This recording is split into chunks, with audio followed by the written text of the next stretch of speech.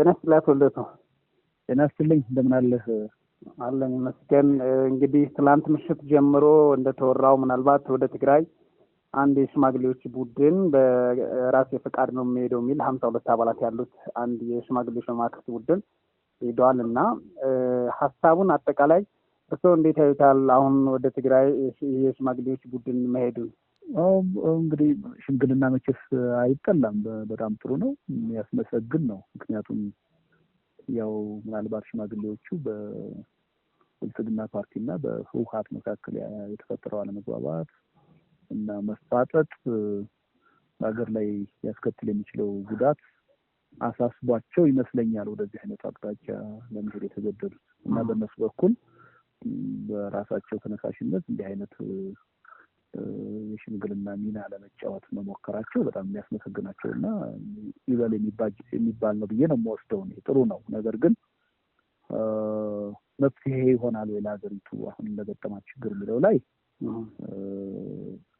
የራሱ የሆነ ውስንነት ይኖረዋል ብዬ አምናለሁ። ምክንያቱም ኢትዮጵያ ውስጥ አሁን ያለ የፖለቲካ ፍጥጫ እና ችግር በብልጽግና ፓርቲና በህወሓት ላይ ብቻ የተመሰረተ አይደለም። አጠቃላይ ሀገራዊ የሆነ ችግር ነው።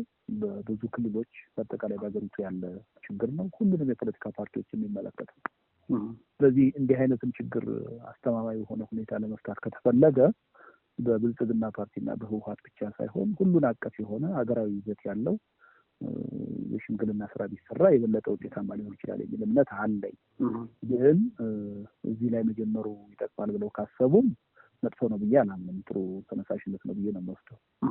ምናልባት ይህ ነገር በቀጥታ የራሱ ሚና ባይኖረውም ወይም ደግሞ የሚታይ ሚና አለው ብለን ባንገምት እንኳን ለድርድር በር ይከፍታል ብሎ ማሰብ ይቻላል ወይ? እንግዲህ አሁን እኔ ኢትዮጵያ ውስጥ ያለውን የፖለቲካ ሁኔታ በአግባቡ ተረድቶ መፍትሄ ለመስጠት እውነቱን ለመናገር ተነሳሽነቱ የግድ ከሽማግሌዎቹ መምጣት አለበት ብዬ አላምንም። በዋናነት ከፖለቲከኞቹ ነው መምጣት ያለበት። ከፖለቲከኞቹም ደግሞ ቀዳሚውን ድርሻ መውሰድ ያለበት ገዢው ፓርቲ ነው። ገዢው ፓርቲ የሀገር አስተማማኝ የሆነ ዘላቂ የሆነ ለውጥ አመጣለሁ ብሎ ቃል ገብቶ የህዝቡን መስዋዕትነት ዳር አደርሳለሁ ብሎ ነው ለስልጣን የበቃው። ስለዚህ ዋናው ተነሳሽነት የሚጠበቀው ከገዢው ፓርቲ ቀጥሎ ደግሞ ከሌሎች ተቃዋሚ ፓርቲዎች ነው። ስለዚህ የፖለቲካ ፓርቲዎቹ ይሄን ኃላፊነት መወጣት አልችል ብለው ጉዳዩ ወደ ሽምግልና መሄዱ በጣም ያሳዝናል በራሱ። ምክንያቱም ፖለቲካችን እየወደቀ እንደሆነ አለፈው የ27 ዓመት ውድቀት ያልተማረ እንደሆነ አሁን በስልጣን ላይ ያሉ ሰዎችም ያው 27 ዓመት ሙሉ ስልጣን ላይ የነበሩ ሰዎች ናቸው። ከዛ ሂደትና ውድቀታቸው መማር አቅቷቸው ችግር መፍታት ስላልቻሉ ይመስለኛል አሁን ሽማግሌዎቹ ተጨንቀው ወደዚህ ጉዳይ ውስጥ የገቡት። እኔ ይሄን ችግሩን በመረዳት ረገድ ከሽማግሌዎቹ ባላነሰ ፖለቲከኞቹ ችግሩን የሚያውቁት ይመስለኛል እና ቀዳሚው ተነሳሽነት እና ፍላጎት ከነሱ ነው መምጣት ያለበት። ከነሱ ሳይመጣ ሲቀር ግን ያው ሽማግሌዎቹ ጣልቃ መግባት አግባብ ተገቢ ነው ብዬ ነው ማለት። ግን የሚያሳዝን ነው፣ ውድቀታችንን ነው የሚያሳየው። ስለዚህ የኢትዮጵያ ችግር ከንግግር ከውይይት ከድርድር ውጪ ሌላ መፍትሄ የለው። ይህን ደጋግመን እየተናገርን ነው። ያ መፍትሄ ደግሞ አንድ ቡድንን ይዘህ ሌላውን አግልለህ የሚፈታ አይደለም። ኢትዮጵያ ውስጥ ያለው ችግር በብልጽግና ፓርቲ በአንድ ፓርቲ የሚፈታ ችግር አይደለም። ሽግግሩም በአንድ ፓርቲ የበላይነትና አሻጋሪነት ውጤታማ ሊሆን የሚችል አይደለም። ሁሉን አቀፍ የሆነ አሳታፊ የሆነ ዴሞክራቲክ የሆነ መድረክ መፈጠር አለበት። የውይይት ሂደት ውስጥ መግባት አለብን። 2 ዓመት ሙሉ የጮህነው በዚህ ምክንያት የሚሰማን ስላላገኘን።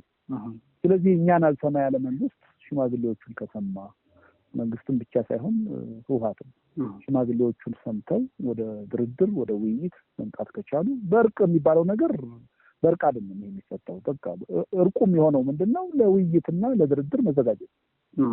ይሄ በፍጥጫ ሳይሆን በመሰዳደብ ሳይሆን በእልህ ሳይሆን በኃይል ሳይሆን ችግራችንን በውይይትና በድርድር ለመፍታት ፈቃደኞች ነን ካሉ እኔ ሽምግልናው ተሳካም ነው በሱ ይመስለኝ እዛ ላይ። ከዛ በኋላ ሽማግሌዎቹ አይደለም ሚና የሚኖራቸው። የፖለቲከኞቹ ተቀራርበው ተነጋግረው ባሉት የፖለቲካ ቅራኔዎች ዙሪያ ጄኒውን የሆነ ሀቀኛ የሆነ ውይይትና ድርድር አድርገው የሀገሪቱን ችግር መፍታት ነው ያለባቸው። ለዛ ሊረዳ ሊጠቅም ይችላል ብዬ አስባለሁ። ግን ሁሉን አቀፍ ካልሆነ ምን ዋስትና አለን? ብልጽግና ፓርቲና ህወሓት በሽማግሌዎቹ አማካኝነት ታርቀው የ27 ዓመቱን ስርዓት ቢያስቀጥሉት ምን ዋስትና አለ? መፍትሄው መታሰብ ያለበት ከዛም በሰፋና ከዛም በላይ በሆነ ማዕቀፍ ነው መታየት ያለበት። በሁለቱም ቡድን በኩል አቶ ልደቱ በሁለቱም ቡድን በኩል በተለይ በህወሓት በኩልም ህገ መንግስት አስጠብቃለሁ በሚል ምርጫ አድርጋለሁ ማለቱ ይታወቃል። የክልሉ ምክር ቤት ውሳኔ አሳልፏል። በሌላ በኩል የፌዴራል መንግስት ህገ መንግስታዊ ትርጓሜ ስላሰጠሁት ህገ መንግስቱን አስጠብቃለሁ ምርጫ ማድረግ አይችሉም የሚሉ ሀሳቦች ተነዘራሉ። ይህን ተከትሎ በህዝባዊ ሚዲያዎች ስድቦችና ዘለፋዎች፣ አንዳንድ ተገቢ ያልሆኑ ነገሮች ከሁለቱም ቡድን ወገን ይመጣሉ።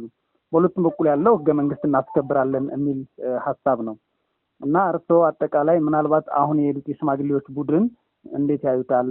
ይሄን ነገር ሊያረግበው ይችላል ብለው ያስባሉ? ለዚህ እኮ ነው ያነሳው። ጥሩ ጥያቄ ነው ያነሳው። ህወሓትና ብልጽግና ታርቀው እርግጠኞች ነን ወይ የኢትዮጵያን ችግር እንደሚፈቱ? አንደኛ የኢትዮጵያ ችግር በሁለቱ ብቻ የሚፈታ አይደለም። ሁለተኛ ሁለቱ እየተወዛገቡና እየተጣሉ ያሉት እኔ ነኝ የበለጠ ለህገ መንግስቱ ታማኝ እያሉ ነው ያሉት። እኔ ነኝ የበለጠ ህገ መንግስቱን የማከብረውና የማስከብረው እያሉ ነው ያሉት። ህገ መንግስቱ ደግሞ የ27 ዓመቱ ችግራችን ዋና መሰረት ነው፣ ምክንያት ነው፣ ምንጭ ነው። ኦኬ አዲስ ለውጥ እናመጣለን፣ ለውጡን ወደ ተሻለ ደረጃ የምናሸጋግረው እኛንን አይደለም ፉክክራቸው። አዲስ ነገር እናመጣለን ሳይሆን ያለፈውን ስርዓት እናስቀጥላለን። ህገ መንግስቱን እናከብራለን፣ እናስከብራለን፣ እናስቀጥላለን። ለዚህ ነው እንግዲህ ይሄ ስለሆነ ሁለቱ አይታረቁ ሊባል አይችልም። ሁለቱም የታጠቁ ኃይሎች ናቸው። በኢትዮጵያ ፖለቲካ ትልቅ ሚና አላቸው። በእነሱ መካከል ያለው ውጥረት መርገቡ ለሀገርም ይጠቅማል ብዬ ነው የማምነው። ስለዚህ መታረቃቸው የሚከፋ ነገር አይደለም። የሀገሪቱን ችግር ይፈታል ብሎ ግን ማሰብ ስህተት ነው። እንዳውም አይታወቅም። ሁለቱ እንደገና ታርቀው በለመዱት መንገድ ሌላውን አግልለው ያለፈውን የ27 ዓመት እኮ ስርዓት እንደገና ሊያስቀጥሉ ይችላሉ። ስለዚህ ሽማግሌዎች ናቸው። የፖለቲካ ትንተና ውስጥ ላይገቡ ይችላሉ። በቅንነት ሊሆን ይችላል እዚህ ውስጥ የገቡት። ግን ይሄን ነገር ታሳቢ ማድረግ አለባቸው። ሽምግልናው ሀገራዊ ፋይዳ እንዲኖረው ከተፈለገ ከህወሓትና ከብልጽግና ያለፈ ሚና ሊኖረው ይገባል። ሁሉን አቀፍ የሆነ ኢትዮጵያን የሚመለከት ሊሆን ይገባል። አለበለዚያ ምንም ዋስትና የለም ማለት ነው። ሁለቱን በማስታረቅ ሊመጣ የሚችለው ውጤት ተቋማዊ መሆን አለበት ወይም ደግሞ ሁሉን አቀፍ አካታች መሆን አለበት። በተለይም ቀደም ሲል እናንተ ስታነሱ የነበረውን ሀሳብ የመግባባትና እርቅ ያስፈልገናል፣ ብሔራዊ እርቅ ያስፈልገናል፣ ችግርም የሚመጣው በዛ መንገድ ነው ስትሉ ነበርና አንዳንድ ሰዎች አሁን ማህበራዊ ሚዲያዎች ላይ እንዳየሁት አካታች መሆን አለበት። ለምንድን ነው ህወሓትና ብልጽግናን ለማስታረቅ የሚሞከረው ወይም ደግሞ በእነሱም ምክንያት የተፈጠረውን የህዝባዊ መቃቃር ብቻ ለማልበስ የሚሞከረው የሚሉ አሉ። እርስዎ ምን ይላሉ? ትክክል ነው። አሁን የሚያሳዝነው ምንድን ነው የብልጽግና የኢዜማ ደጋፊዎች አሉ። ተልእኳቸውና በየዕለቱ እየሰሩት ያለው ስራ አምባገነንን የመፍጠር ስራ ነው። እኔ ከስርዓቱ እኩል ተጠያቂ ናቸው። እንደዚህ አይነት ኃይሎች ገደል የሚከቱ አግላይ እንዲሆን ያለፈው 27 ዓመት ፍጥጫና የፖለቲካ ቅራኔ አዙሪት እንዲቀጥል አሁን ትልቅ አስተዋጽኦ እየተወጡ ያሉት የስርዓቱ ደጋፊ የሆኑ ሰዎች ናቸው። ታውቃለህ አይደል እንዴ? እኔ መቀሌ ሄጄ ስብሰባ በመሳተፌ ምን ያህል ዘመቻ እንዳደረጉብኝ ቅርብ ጊዜ አቶ ጅዋር ጋር በመነንተን ሚዲያ ላይ አብረን በመቅረባችን ምን ያህል ዘመቻ እንደተደረገ ታያለህ። እነዚህ ሰዎች የኢትዮጵያን ችግር እንዲፈታ የሚፈልጉት አሁን እነ ህወሓት፣ እነ ኦነግ፣ እነ ኦፌኮ ተገልለው ከመድረኩ ውጭ ሆነው እንደዚህ ብሎ ነገር የለም። በዚህ መልኩ በአግላይነት የሚመጣ መፍትሄ የለም ኢትዮጵያ ውስጥ። ትንሽና ትልቅ የሚባል ቅራኔ የለም። ቁጭ ብለን ሁላችንም ተነጋግረን የሀገራችንን ችግር ተማምነን ወደ በጎ አቅጣጫ ይችን ሀገር ማሸጋገር መቻል አለብን። በዛ ሂደት ውስጥ የሚገለል አካል መኖር የለበትም። ስለዚህ እኔ አሁን ብዙ አሽቃባጮች ይሰማሉ። አሁን በሽምግልናውም ደጋፊ ሆነው ትናንት እኛን ሲቃወሙ የነበሩ ማለት ነው። ሁሉን አቀፍ አግላይ አይሁን ስንል የለም እናንተ እኮ የሽግግር መንግስት የምትሉት እነ ህወሓትን እነ ኦነግን ወደ ፖለቲካ ወደ ሴንተሩ ልታመጡብን ነው ሲሉ የነበሩ አሁን ደግሞ እና አብይ ሽምግልናውን ደግፈዋል ብለው አስበው ዋና ደጋፊ ሆነው ሲቆሙ እያየን ነው። እነዚህ ሰዎች ትልቅ ታሪካዊ ስህተት እየሰሩ ነው። ሁልጊዜም ኢትዮጵያ ውስጥ የመጡ የፖለቲካ አመራሮች አምባገነን የሆኑት በዙሪያቸው ባሉ ጭፍን ደጋፊዎች ነው። በንጉሱም ጊዜ በደርግም ጊዜ 1983 ዓመተ ምህረት ኢህአዴግ አገሪቱን ሲቆጣጠር አብዛኛው ምሁር የኢህአዴግ ደጋፊ ነው ነበር። በሽግግር መንግስቱ ወቅት አንድ ፕሮፌሰር አስራት ናቸው መድረክ ላይ ወጥተው በኢትዮጵያ ህዝብ ጣፈንታ የመወሰን መብት የለንም፣ ማንዴት የለንም፣ በኤርትራ ጉዳይ ላይ የመወሰን መብት የለንም፣ ማንዴት የለንም ብለው ብቸኛ የተቃወሙ ምሁር እሳቸው ናቸው። ሌላው ሁሉ አሁን ተቃዋሚ ጎራ ላይ የምታየው ሁሉ የሥርዓቱ ደጋፊ ነው ነበር። ትግል ማድረግ ያለብን ገፍተን የፖለቲካ ኃይሉን አምባገነን ካደረግነው በኋላ አይደለም ተቃዋሚ ሆነ ያለበት። አምባገነን ከመሆኑ በፊት ነው ገና ስንደረደር ነው። አሁን ይሄ መንግስት አሁን ባጃቢዎቹ ታጅቦ እየተገፋ ወደ አምባገነንነት ወደ ፍጹማዊ አምባገነንነት ይሄድ። አምባገነን ከሚሆኑ ሰዎች ባላነሰ ይሄን ስርዓት ወደ አምባገነንነት እየገፉ ያሉ ሰዎች ተጠያቂ ናቸው። ይሄን ነው እያየን ያለው እና እኔ ሽማግሌዎቹ የሀገሪቱ ወቅታዊ ሁኔታ ከፖለቲከኞቹ በላይ ማለት ነው አሳስቧቸው ወደዚህ አይነት ሙከራ መሄዳቸው ተገቢ ነው፣ የሚያስመሰግናቸው። ነገር ግን ነገሩን ሰፋ አድርገው ይዩት። በህወሓትና በብልጽግና ፓርቲ እርቅ ብቻ የሚመጣ ለውጥ የለም። ኦኬ፣ የሚመጣ ሁሉን አቀፍ መሆን አለበት። እነሱም አብረው ሲሰሩ የነበሩ እኮ ናቸው፣ ጓደኞች እኮ ናቸው። የተጣሉትን በኢትዮጵያ ጉዳይ እኮ አይደለም፣ በስልጣን ጉዳይ እኮ ነው የተጣሉት፣ በሌላ ጉዳይ አይደለም የተጣሉት። በኃይል ሚዛን ጉዳይ እኮ ነው የተጣሉት እንጂ የኢትዮጵያ ጉዳይ አይደለም። ህገ መንግስቱ አይደለም ያጣላቸው፣ የኢትዮጵያ ኢኮኖሚ አይደለም፣ የኢትዮጵያ ሰላም አይደለም ያጣላቸው። እንወክለዋለን፣ እናምንበታለን፣ እንሞትለታለን በሚሉት ህገ መንግስት ነው አሁንም እየተጣሉ ያለው። እኔ ነኝ የበለጠ ታማኝ ህገ መንግስቱ፣ እኔ ነኝ የበለጠ ህገ መንግስቱን ማስቀጥለው እያሉ ነው። የ27 ዓመቱን ስርዓት እኔ ነኝ ማስቀጥለው ነው እያሉ ነው ያለው። ስለዚህ እነዚህ ኃይሎች ስለታረቁ የኢትዮጵያ ችግር ይፈታል ብለው ሽማግሌዎቹ ማሰብ የለባቸውም ብዬ አምናለሁ። በእርግጠኝነት እንደዛ እያስቡ ነው እያልኩም አይደለም። እኔ በቅጽበት ነው የማየው የእነሱን ሙከራ። ስለዚህ ተሽለዋል። እንደውም ከኢትዮጵያ ፖለቲከኞች እነሱ ሊመጣ የሚችለውን አደጋ አሽትተውታል፣ ታይቷቸዋል። ተጨንቀው ነው እንቅልፍ አጥተው ነው ወደዚህ ሁኔታ የሄዱት እና ነገር ግን ሁሉም ይሄ ሰፋ አድርገን ነገሮችን ማየት አለብን። አሁን ኢትዮጵያ ውስጥ ያለንበት ሁኔታ በሌላ ምንም አማራጭ የሚፈታ አይደለም። በውይይትና በድርድር ብቻ ነው፣ በአሳታፊነት ብቻ ነው። አንድ ኃይል ብቻውን አምባገነን ሆኖ ኢትዮጵያን የትም ይዟት ሊደርስ አይችልም። የራሱንም ህልውና አስጠብቆ ሊቀጥል አይችልም። ከዚህ መማር ነው ያቃተው የአብይ መንግስት። ስለዚህ ወደ እውነተኛው ነገር አሁንም መምጣት አለበት። ፍጹም የሆነ አምባገነን እየሆነ ነው ይሄ ስርዓት። የለውጥ ሂደቱን የሁለት ዓመት የለውጥ ሂደት በቃሉ ትከታተላለህ በደንብ ብዬ አስባለሁ። ከአንተም ጋር ተደጋጋሚ ኢንተርቪው አድርጌያለሁ። መጀመሪያ እንደግፈው ብለን የተነሳነው ከልባችን በሀቅ ለህብረተሰቡ ስንነግረው የነበረው ጊዜ እንስጣቸው፣ ለእነዚህ ሰዎች እንደግፋቸው፣ እንዲወድቁ አይደለም ውጤታማ እንዲሆኑ እንርዳቸው ነው ስንል የነበር። ቀጥለንና ደግሞ መስመር ሲስቱ ደግሞ መስመር እየሳቱ ነው። ወደ ትክክለኛው መስመር ተመለሱ፣ ህብረተሰቡንም ጭልጥ ብለው ገደል ከመግባታቸው በፊት ህብረተሰቡ ሀዬ ሊላቸው ይገባል ብለን ነው በኃላፊነት ስሜት መስራት የጀመረው። አሁን ሶስተኛው ፌዝ ላይ ይደርሰናል። የሽግግር የሚባለው ሂደት ከሽፏል።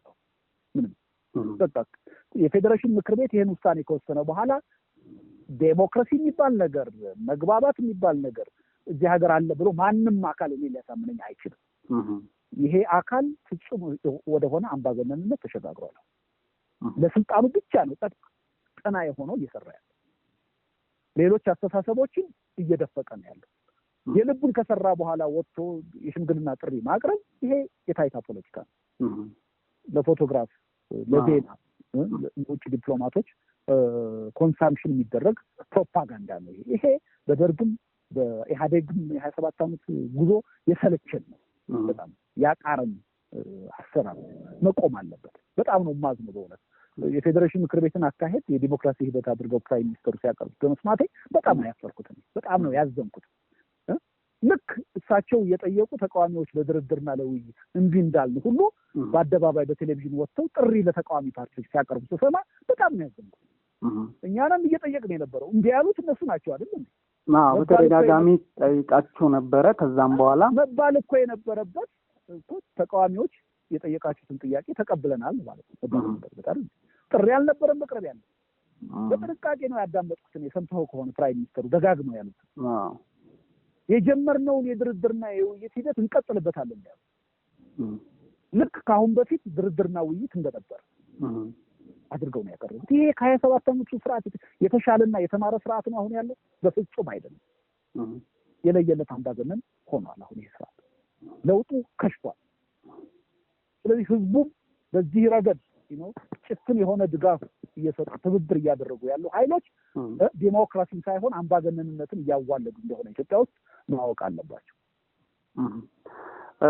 አቶ ልደቱ እንደው በአጠቃላይ ግን አሁንም ቢሆን የተዘጉ በሮች አሉ ማለት ይቻላል ወይ? ጠቅላይ ሚኒስትሩም አሁን እርስዎ በተከፈተ መንገድ የራሳቸውን ስልጣን ካመቻቹ በኋላ እንደገና ለውይይት ጥሪ እናድርግ፣ ለድርድር ጥሪ እናድርግ ማለታቸው ተገቢ አይደለም ሲሉ ነበር። አሁን ነገር ግን ከዚህም በኋላ ቢሆን መደራደር፣ ነገሮችን ማሻል እና የተሻለ ደረጃ ማድረስ ሀገሪቱን ይቻላል ብሎ ማሰብ ያዳግታል? አቶ ልደቱ ኖ ይሄ በቃሉ ምን መሰለህ፣ በሰላማዊ ትግል እኮ ውይይትና ድርድር ገደብ የለውም፣ ቀይ የሚባል መስመር የለውም። በቃ ሁልጊዜም ክፍት ነው።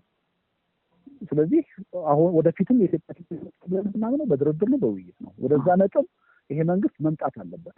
የሚመጣው ግን በጥያቄ አይደለም፣ በልመና አይደለም፣ በትግል ነው ሊመጣ የሚችለው። አሁን ችግር የሆነው ምን መሰለህ፣ አንደኛ የኮሮና ጊዜ ልክ እንደሱ ልክ ውስጥ ገብተን ህዝቡን ሰላማዊ ሰልፍ እንዲወጣ አመጽ እንዲያደርግ መጠየቅ ይቻል ነበር።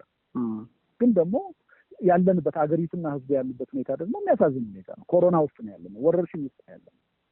አሁን ለህብረተሰብ እልቂት፣ ለህብረተሰብ ህይወት እናስብ ወይንስ ደግሞ እንደዛ አይነት የፖለቲካ ስራ ነው? ግን ተቃዋሚዎችን አሁን እየገፋቸው ነው ይሄ መንግስት ወደዛ አቅጣጫ እንዲሄዱ፣ ወደ አመጽ እንዲሄዱ፣ ወደ ሰላማዊ ሰልፍ እንዲሄዱ፣ ወደ ብጥብጥ እንዲሄዱ እየገፋቸው። በጣም አጣብቂኝ ውስጥ ይከተል እኮ አሁን ይሄ በጣም የሚያስነሳ ነገር። ግን ስለጠላ ነው ብቻ አይቀርም ይሄ መንግስት በዚህ አይነቱ አካሄድ እስከገፋ ድረስ ተቃዋሚዎችም ደግሞ ወደዛ አይነቱ ትግል መግባታቸው አይቀርም። ያ ለሀገሪቱ በጣም አውዳሚ ነው። አሁን ባለንበት ተጨባጭ ሁኔታ የኢትዮጵያ ችግር የሚፈታው በጦርነትም አይደለም፣ በሰላማዊ ሰልፍም አይደለም፣ በፖለቲካ ንትርክም አይደለም። በሰከነ ሁኔታ ቁጭ ብሎ በመወያየትና በመደራደር ብቻ ነው። እንደዛ አይነቱ የእልህ ፖለቲካ እንደዛ አይነቱ የተቃውሞ ፖለቲካ የሀገራችንን ችግር የበለጠ እያወሳሰበ ነው። ይሄን እንደ ተሸናፊነት አድርጎ ይሄ ስርዓት የሚወስደው ከሆነ ትልቅ ስህተት ነው። አሁን መታገስ ያለብን የሀገሪቱን ተጨባጭ ሁኔታ ግምት ውስጥ አስገብተን ሁለት ነገር፣ አንደኛ የኮሮና ወረርሽኝ ውስጥ ነው ያለው፣ የህብረተሰብ ጤና ትልቅ አደጋ ውስጥ ነው ያለው። ሁለተኛ ይሄ ስርዓት አሁን ቤተመንግስት ያለው ስርዓት ተቃዋሚዎች ተባብረን አንድ ጊዜ ወደ አመጽ፣ ወደ ሰላማዊ ሰልፍ ትኩረታችንን አድርገን ብንዘምትበት ይፈረካከስ። እሱ ሲፈረካከስ ደግሞ ሀገራችን ችግር ውስጥ ትገባለች። እንጂ እናውቃለን ምንም ተጨባጭ የሆነ ጉልበት የሌለው አካል እንደሆነ በጥቅምና በወደድ ባይነት የተሳሰረ ኃይል እንደሆነ እናውቃለን። ግን ከነሱ በላይ የሀገሪቱ ጉዳይ ያሳስበናል። እነሱ በኃላፊነት ስሜት አልሰሩም ብለን፣ እነሱ የስልጣን መደላድላቸውን እያጠናከሩ ነው ብለን እኛ ወደ ሌላ ጽንፍ ከሄድን የሀገራችንን ጉዳት እና ጥቅም ግምት ውስጥ ስለምናስገባ ነው መታገስ ያለበት። እኔ አሁንም ቢሆን ወደ ሰላማዊ ሰልፍ፣ ወደ አመጽ መሄድ ጥቅም አለው ብያለሁ። ኦኬ፣ አሁንም ቢሆን ወደ ውይይት፣ ወደ ድርድር፣ በዛ መንገድ ብቻ ነው ችግራችን መፍትሄ ሊያገኝ የሚችለው። ይሄ መንግስት ግን ይሄን ሊረዳ አልቻለም። እንደውም ተቃዋሚውን ጎራ እየገፋ አሁን እንደዚህ ስላልኩ የተቃዋሚው እንቅስቃሴ ይቆማል ማለት አይደለም። ሁሉም በየራሱ መንገድ የሚፈልገውን ነገር ማድረጉ አይቀርም። ስለዚህ ይህች ሀገር ወደ ብጥብጥ ትሄዳለች፣ ከእኛም ፍላጎት ውጭ ማለት ነው። ይሄን መረዳት አለበት መንግስት። የልብህን ሰርተህ ስልጣንህን ያለ ገደብ ካራዘምክ በኋላ በህገወጥ መንገድ በቴሌቪዥንና በሬዲዮ ወጥተህ ለድርድር ዝግጁ ነኝ ማለት ይሄ በኢትዮጵያ ህዝብ ኢንቴሊጀንሲ መቀለድ ነው። በእውነት በህብረተሰቡ ንቃተ ህሊና መቀለድ ነው፣ መሳደብ ነው። ህብረተሰቡ እውነቱን ለመናገር ትክክል አይደለም። እኛ ፖለቲከኞቹ እያንዳንዱ መንገድ ላይ ያለው ህብረተሰብ እንዲህ አይነቱን ፖለቲካ ይረዳል። እድሜ ለደርግና ላለፈው 27 ዓመት ኢህአዴግ የፖለቲካ ተንኮልን በደንብ ያውቅ። ይህን ህዝብ ማታለል አይቻልም። ስለዚህ አንደኛ ቁንጮቹ የስርዓቱ አራማጆች ካለፈው 27 ዓመት ፕሊዝ መማር አለባቸው፣ መባል አለባቸው። ሁለተኛ ይሄን ስርዓት በዙሪያው ተሰብስበው ገደል እየከተቱ ያሉ ኃይሎች ፕሊዝ መባል አለባቸው። ከእንዲህ አይነቱ ድርጊታችሁ መቆጠብ አለባቸው። ይሄን ስርዓት ገፍታችሁ የለየለት አምባገነን እያደረጋችሁ ተጠያቂ ናችሁ። በጋራ እናንተ መባል አለባቸው። አመሰግናለሁ አቶ ልደቱ። በቃሉ በጣም አመሰግናለሁ። እሺ።